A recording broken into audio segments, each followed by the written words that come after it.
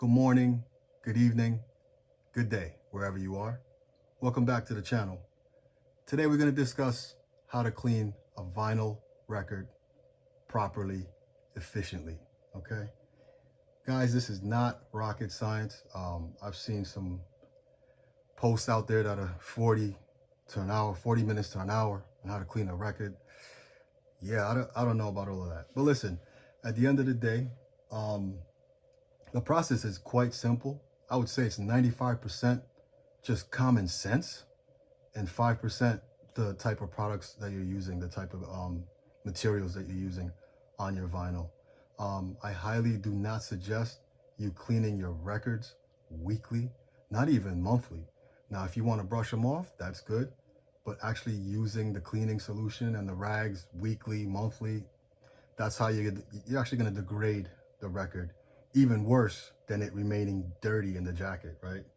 So we're going to start up. So the first thing I usually do is glove up. Like I said, you kind of have to use common sense. You have oils on your hands. Your hands might even be dirty, quote unquote. So you don't want to handle them with just your regular, bare hands, especially if you're going to be cleaning them and then putting them back in the jacket and putting it away. It's probably the most sterile way of cleaning the records. Everybody has their own ways that, work for them. I'm just telling you what works for me, right? This bottle right here, actually got this from my daughter's cabinet. It is actually for hair solution, but you can buy it empty. So I found this empty bottle and I kind of liked the spray pattern of this bottle. I got it from like a 99-cent store. It cost me about $2.50, something like that. It's quite effective for what I needed to do. And so what's in here is what's important. What's in there is a non-alcoholic solution made by this company called Vinyl Vac. That's VAC, Vinyl Vac. And you can find them on, of course, Amazon. It comes in a 2-ounce bottle, but I need you to know, like, don't be fooled by the size of that bottle. That bottle makes 128 ounces of the solution. And I'll be honest with you, when you mix this thing and you see the full gallon, you're gonna know like, oh, this is gonna last me for years. And that's gonna be the fact on it. It is gonna last you for years. The amount that you would spray on a record to clean one side of it, it's barely even half a trigger spray of this thing. There's no way that gallon should be finishing in a year or 2 or even 3. There's no way it should not finish. What I did was I mixed that solution with distilled water to keep it as pure as possible. Right next to that is the anti-static microfiber cleaning cloth.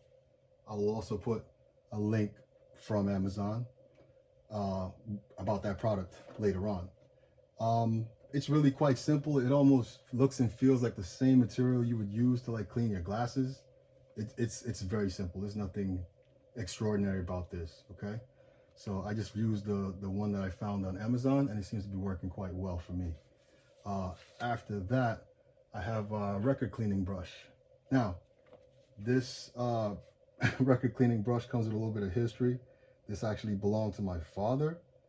I'm not even sure if this company is even in business at the moment because, yeah, I think he's had it since the 70s or something like that. Now, it's a little beat up, but at the end of the day, it's, a velvet material that's on here. And I'm pretty sure this has cleaned more records than I could probably count since the 70s, okay? My father was a very big record collector. And, I've had the privilege of inheriting that massive collection. I'm not going to say what number I'm sitting on, but it's definitely more than 10,000. So, after that, I actually upgraded because after I used that for a while, I was like, you know what, let me try, some of the newer stuff that's out there on the market. So I bought the Big Fudge. This is apparently one of the more affordable and better ones on the market right now. And this also can be found on Amazon, okay? And then to my far left, like I said, just try to use common sense. You have this compressed gas duster, which, you know, I generally use to clean my equipment off and things of that nature. But in this particular case, what I use it for is to blow off these two items, okay? Because they are going to collect some type of dust and debris as you're going through the process of cleaning the record. So I blow it off with this. Obviously, I don't bring it very close because you can actually damage things because this comes out extremely cold, okay? All right, so let me see if there's anything else I'm missing. That's it for now. So like this vinyl record right here, this Serato record, I've noticed that some of the vinyl, depending on how thick they are, basically lets you know how much life you might have in it. Because I don't know if you guys remember back in the 90s buying those bootleg records from those those little record shops, those mom and pop record shops. Those records right now, if you put that needle on it, I guarantee you it's probably not going to sound that awesome. The quality of those are not that great. This Serato record, though, I will say they put a little bit of weight into this. It's not as flimsy, so I appreciate that. You have this other record here that was pressed up, I believe, late 70s. To me, it's just very flimsy, very flimsy. So the grooves are going to be a little bit tighter. You might actually collect less debris from those type of records than you would some of the older records with the thicker grooves in it. So I'm just going to go ahead and do a quick second on what I do. First of all, what I would do is take this brush and I would just get the initial stuff off. Just the initial, right? Slide it off. I grab this, grab the actual record. Now, this centerpiece right here, try not to wet it, especially if you have records that are very near and dear to you and that you know cost money. The actual solution can get under the paper and start eroding it. And then when it's time to sell that record or barter that record away, you're gonna lose money on it. So try to keep the solution from away from that area, okay? So I'll do 1, 2, 3. That's about it. Like I said, it's not rocket science. Just straight up common sense.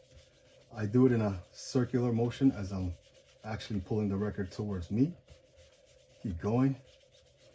As I see it start to dissipate, that's when I'll know I'm coming close to the end of actually wiping it down. And then do like one little swipe. You see how fast that formula actually dissipates, which is pretty good. And that's it. Now this record's been through hell. I've been scratching and playing on this record probably about 6-7 years already. So it's probably time to replace the vinyl with some scratches and stuff in here. But because it's only reading the sound, it still plays. So I still have it.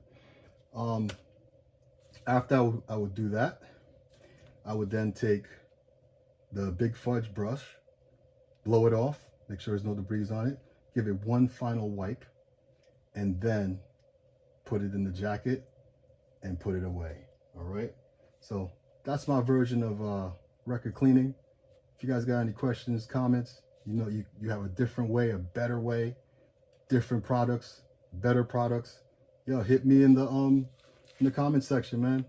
I get back to everybody. So y'all be safe out there, and thank you for tuning into the channel. Like, share, subscribe. I'm Ghost.